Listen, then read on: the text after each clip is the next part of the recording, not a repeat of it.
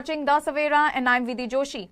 The Punjab government has officially withdrawn its controversial land pooling policy, marking a significant development in a months-long standoff between the state and its farming community.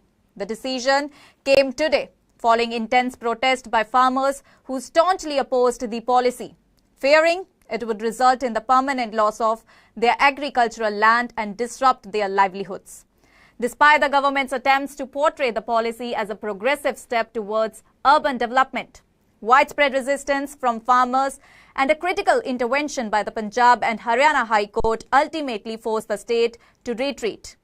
The policy aimed at facilitating planned development by pooling private agricultural land and returning a portion of the developed area to the original landowners was challenged from the outset. Farmers argued that it was merely another form of forced land acquisition, disguised as a cooperative model. Their concerns were amplified when Gurdeep Singh, a Ludhiana-based lawyer and farmer affected by the policy, filed a public interest litigation in the High Court. He contended that the Punjab government lacked the authority to override central land acquisition laws and had failed to consult key stakeholders, including those whose livelihoods depended on the land. Notably, on August 7, 2025, the Punjab and Haryana High Court stayed the implementation of the land pooling policy, directed the state government to halt all related activities until further notice.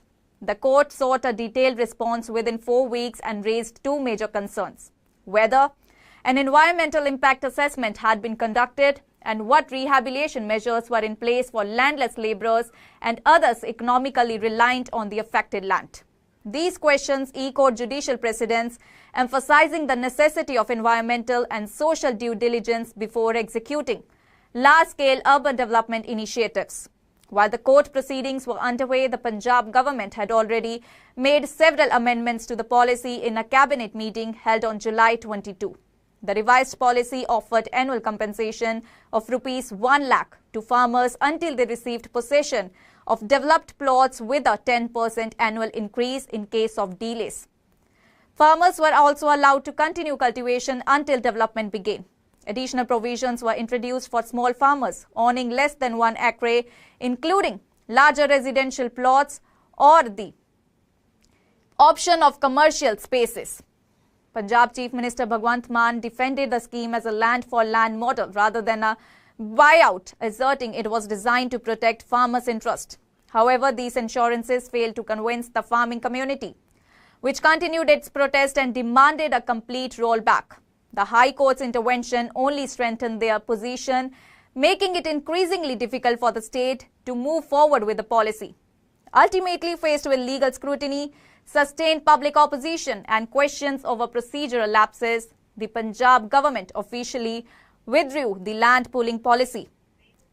As of now, further details are awaiting regarding the government's next step, but the withdrawal marks a major victory for the protesting farmers and a pause in the state's contentious push for land-based urban expansion.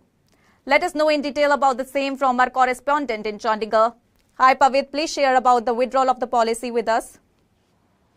As rightly mentioned by you, Vidhi, the Punjab government has withdrawn the controversial land pooling policy.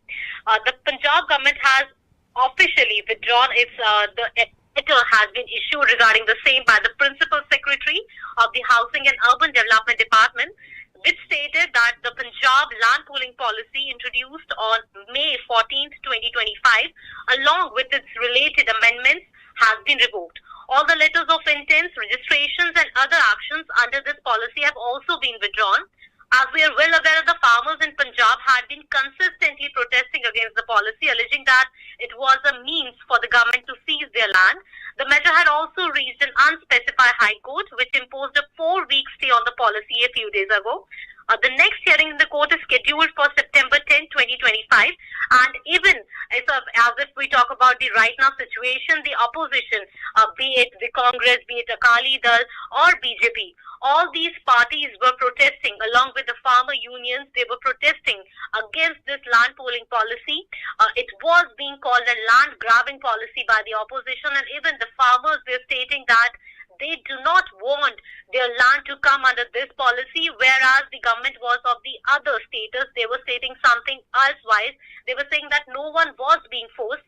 But on the one hand, the farmer communities, specifically if we talk about the Ludhiana farmer communities, Amritsar communities, they were against this land pooling policy. Not only this, even the Akali Dal had announced that they will launch a morcha against the Aam Aadmi Party-led government if this policy is not revoked. So after a lot of deliberation, and even we are aware that a standing committee was made in which there were decisions were to be taken regarding the land pooling policies. There were so many amendments that were also made about this policy. There were suggestions which were sought by not only the experts, the farmers, and even the localites of these of the various districts, but at the end of the day, the land pooling policy could not see the day of the light. So we can see that officially now the Punjab government's controversial land pooling policy has come to an end, and it has been officially withdrawn by the Punjab government. Thank you, Pavit, for sharing essential details with us.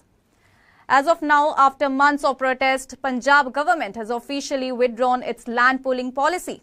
Further details are awaited. That's all for now. Stay tuned to the Savera for more updates. Do like, comment and subscribe to the channel.